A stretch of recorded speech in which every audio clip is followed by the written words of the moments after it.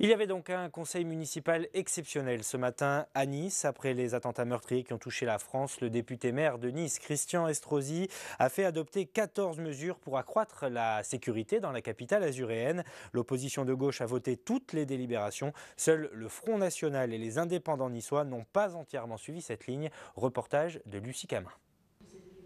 À événement exceptionnel, conseil municipal exceptionnel. Après les attentats contre Charlie Hebdo la semaine dernière, le conseil municipal de Nice a voté 14 nouvelles mesures sur proposition du maire et de son équipe, avec pour ligne de conduite la sécurité des Niçois. Premier point, le renforcement de la coordination entre police nationale et municipale.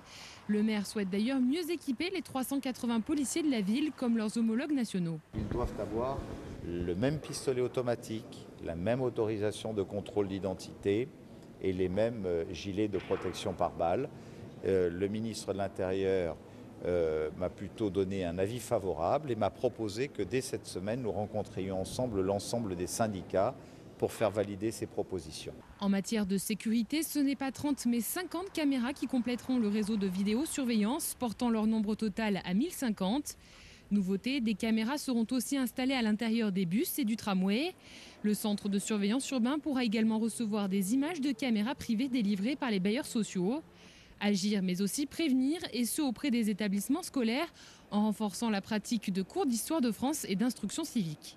Aujourd'hui, profiter de la pause méridienne, profiter des rythmes scolaires, en partenariat avec l'éducation nationale, pour mieux sensibiliser au bien vivre dans notre pays, à ce que sont ces valeurs, à ce que représente la citoyenneté dans un pays comme le nôtre, pour apprendre à grandir ensemble sur les mêmes bancs de l'éducation nationale.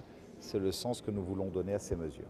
Une délibération rejetée par le groupe des conseillers niçois indépendants et les élus Front National qui ont voté contre.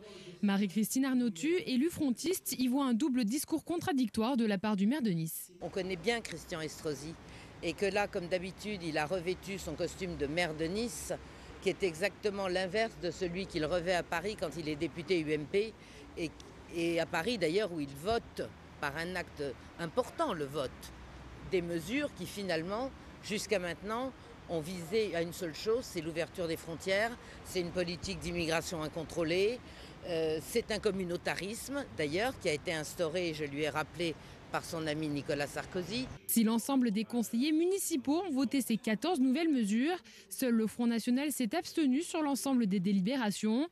Une demande va être également envoyée au préfet concernant la fermeture d'établissements de nature à troubler l'ordre public.